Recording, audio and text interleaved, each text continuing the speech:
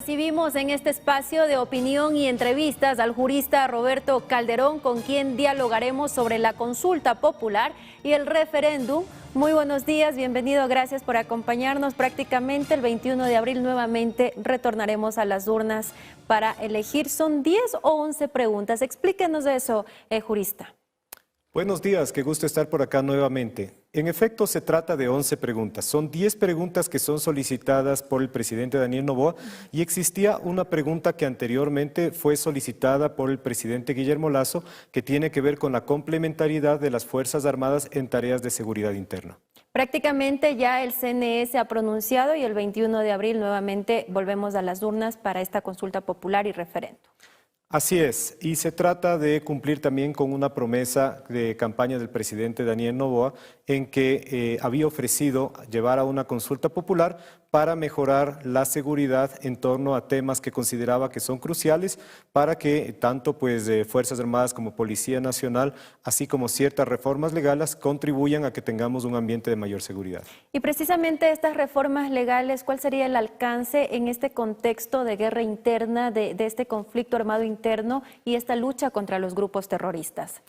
Dentro de las preguntas, el primer bloque de preguntas que tiene que ver mucho con la seguridad y el rol de las Fuerzas Armadas se encuentra, por ejemplo, la de realizar tareas permanentes de revisión en los corredores interiores de los centros carcelarios, es decir, el perímetro inmediato para evitar que no ingresen objetos prohibidos, porque vemos que es un problema en las cárceles que, si bien se supone que es un sitio seguro donde no deberían ingresar objetos como armas, teléfonos celulares, droga, etcétera, pues vemos que esto ha sido recurrente y que ahora se ve la necesidad que Fuerzas Armadas sean quienes refuercen este chequeo, este control. Ahora mismo, bueno, ya se está realizando en cierta medida este accionar por parte de las Fuerzas Armadas. ¿Qué es lo que necesitan entonces? ¿Una reforma legal o cómo entender eso?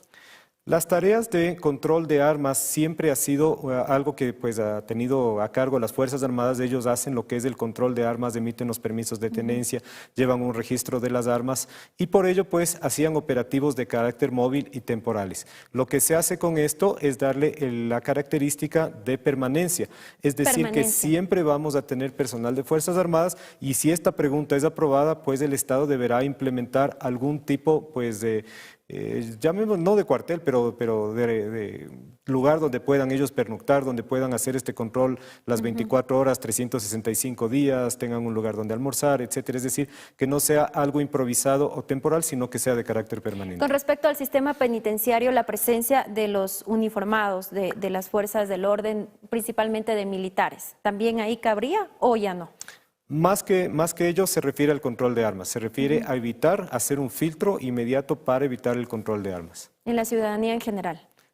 Sobre todo en los corredores y sitios de acceso de los centros penitenciarios. Perfecto. Y también, bueno, con respecto a otras preguntas que tienen que ver con el sistema de justicia.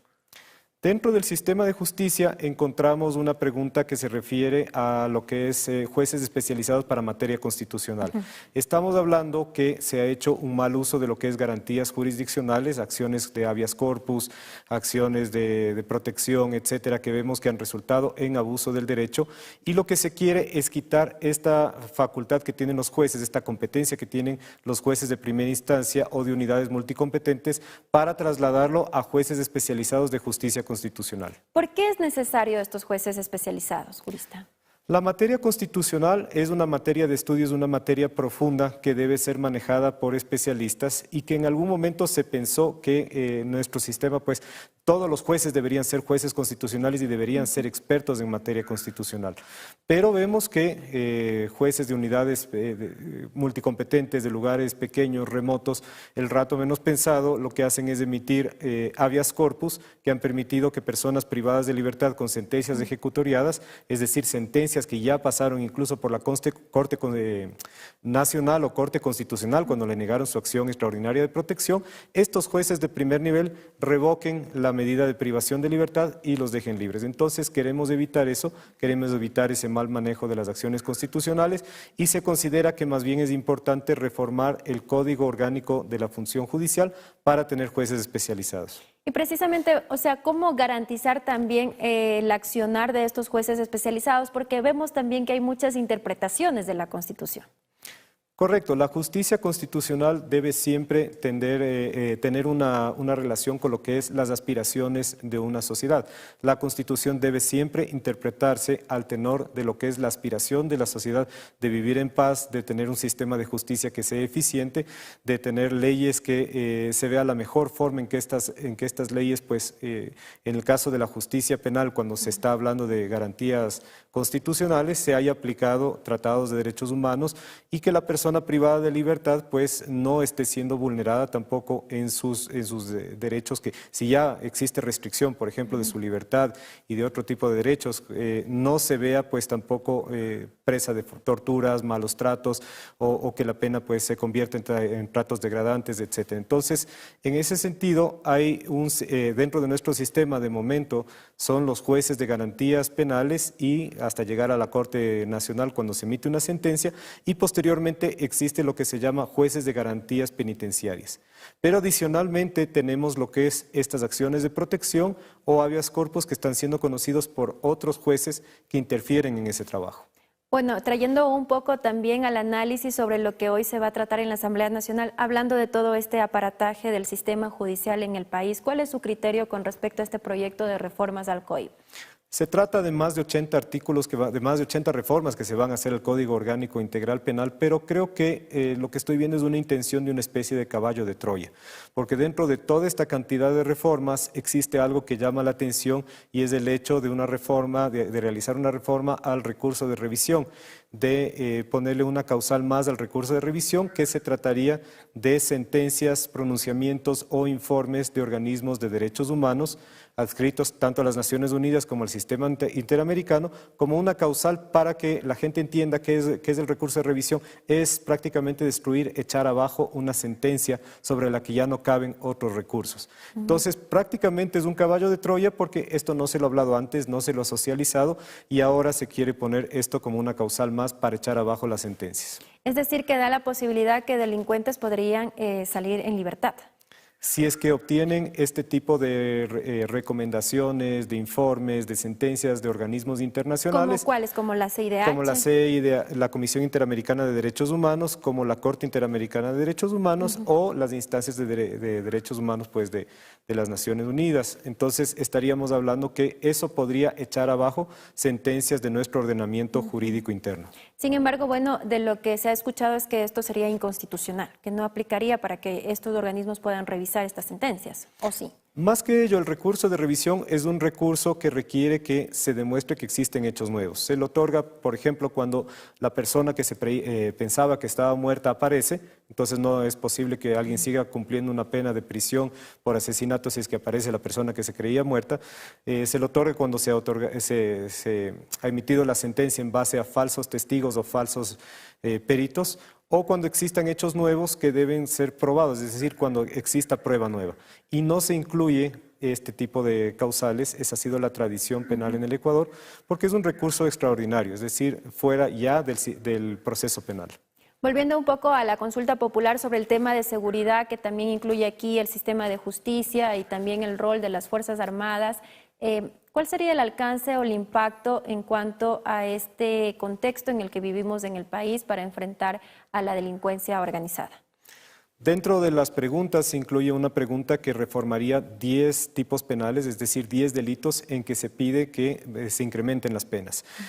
Lastimosamente, la forma en que se han mandado los anexos por parte de la presidencia no incluye cuál sería el texto alternativo, solamente dice que el presidente de la República remitirá un proyecto de reforma de ley a la Asamblea Nacional. Deberíamos esperar entonces. Deberíamos esperar a saber exactamente cuál es el contenido, tomando en cuenta que en estas últimas reformas que están ya debatiéndose en la Asamblea, se pretende incrementar penas en los mismos delitos que ya constan en la consulta popular. Estaríamos hablando que se van a incrementar ahora con este debate que tiene la Asamblea y posiblemente en el proyecto de ley que envíe el Ejecutivo buscarán aumentar un poco más. Pero más allá de eso hay que preguntarse cuál es el rol del Estado sobre este tipo de delitos para desincentivar este tipo de actividades más allá solamente de la pena. A veces pensamos que si ponemos una pena alta es suficiente para que no se cometan estos delitos, que la gente ya no los va a cometer, pero la realidad es que existen otros factores para que la delincuencia pues siga en su accionar, más allá de solamente el sentir que me puede caer esta pena que sea alta. Yo estoy de acuerdo que se incrementen las penas,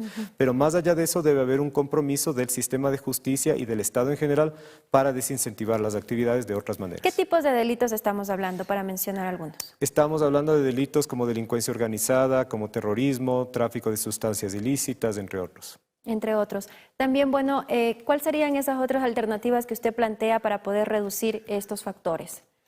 Pienso que recientemente se ha hecho reformas a la ley de extinción de dominio en las que se ponen tiempos mucho más cortos, pero al mismo tiempo se establecen circunstancias por las cuales no se necesita sentencia ejecutoriada para que se pueda quitar los bienes. La ley de extinción de dominio lo que hace es quitar los bienes que se encuentran en manos de organizaciones delictivas o de delincuentes para que pasen al Estado a través de una sentencia sin opción a que ellos pues tengan algún tipo de remuneración o compensación. Esa es la ley de extinción de dominio. Y la ley de extinción de dominio de momento establece 3 causales en la última reforma para que no se necesite una sentencia previa.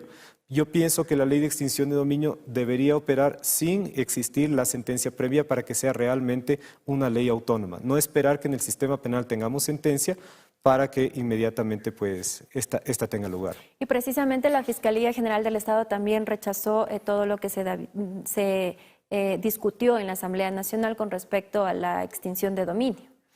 Correcto. Es un arma bastante importante que tiene el Estado porque le va a golpear a las organizaciones delictivas y también pues a funcionarios públicos que estén y privados que estén inmersos en actos de corrupción donde más les duele, que es su bolsillo. Es quitarles los bienes que han sido obtenidos, que son de origen ilícito, que son injustificados o que están destinados a actividades ilícitas. De eso se trata la ley. Bueno, también hay otra preocupación por parte de la ciudadanía que es con respecto a la consulta que tiene que ver con el impulso al empleo, estos contratos fijos y también por horas, jurista. En el tema de los contratos por horas está sucediendo una circunstancia que es bastante interesante. Si bien se dice que es una forma de precarización de lo laboral porque a una persona pues no se le va a contratar por las 8 horas y no se le va a dar todos los beneficios de ley, pero en la práctica lo que ocurre, por ejemplo en el caso de empleadas domésticas, es que ha sido necesario que ellas implementen lo que es el sistema de facturas. Entonces, lo que vemos es que están entregando facturas, empleadas domésticas, gente que hace trabajos por horas, para un poco de esa manera ser contratados y que la persona que le contrata con la factura no tenga problemas que luego vaya a ser sujeto de una demanda laboral. Entonces, un poco lo que se quiere es regularizar eso para que estas personas que trabajan por horas no necesariamente tengan que entregar facturas y más bien puedan acceder a otros beneficios laborales. Yo lo veo desde ese sentido. Pero bueno, hay otros sectores que se trataría de una regresión de los derechos alcanzados por los trabajadores. Eso habría que verlo dentro del marco constitucional porque los derechos de los trabajadores son irrenunciables y son irreductibles, es decir, no podemos ir hacia atrás en cuanto a derechos y habría que ver que eso realmente pues signifique una mejora de las condiciones del trabajador y no una precarización. ¿Y cómo garantizar que se cumplan todos los beneficios de un trabajador que, bueno, de lo que se habla beneficiaría principalmente a los jóvenes para que puedan acceder a su primer empleo con estas nuevas modalidades de trabajo? Creo que ya existió una ley que pasó el presidente Daniel Noboa en la Asamblea por la cual existen incentivos tributarios para las empresas que contraten gente joven. Más allá de eso, si tenemos un país que es favorable para los nuevos emprendimientos, para que existan inversiones, etcétera, eso es lo que más va a generar empleo. No solamente esta reforma que se está haciendo por el tema de horas, sino que Ecuador sea una tierra fértil para nuevos emprendimientos. De pronto fortalecer la Inspectoría del Trabajo, porque ahora mismo hay muchas cuestiones que están afectando en sí a los trabajadores, pero ellos, bueno, desde el Ministerio del Trabajo lo que piden es que denuncien, pero al momento de que un trabajador denuncia también tiene la presión de su jefe, de su empleador. Sí, no es exactamente mi materia, soy más de especialista en lo que es pues, materia penal, pero de lo que yo veo, de experiencias que yo escucho a mucha gente, falta inspectores de trabajo y falta una cultura de un trabajo digno, que la gente quiera que su lugar de trabajo sea lo que en inglés se denomina great place to work, un gran lugar para trabajar, un lugar donde los empleados sienten ser parte del equipo y no personas que están siendo explotadas en beneficio de un empleador. Entonces, creo que se trata también de un asunto cultural, no solamente de legislación. Volviendo también un poco, bueno, al tema de seguridad, que no se nos puede escapar con respecto a la pregunta de la tenencia de armas, jurista. En el tema de la tenencia de armas existe una pregunta en la cual se refiere a armas que son de carácter restringido o prohibido y que son privativas de Fuerzas Armadas o Policía Nacional. De momento, el Código Orgánico Integral Penal ya establece penas para lo que es este tipo de armamento, pero con esto lo que se pretende es darle una pena que sea mayor incluso cuando se trata de armamento de guerra. Estamos hablando, por ejemplo, armas, que es lo que se está encontrando en estas organizaciones delictivas, armas que tienen un poder destructivo bastante más alto que simplemente un fusil o una pistola.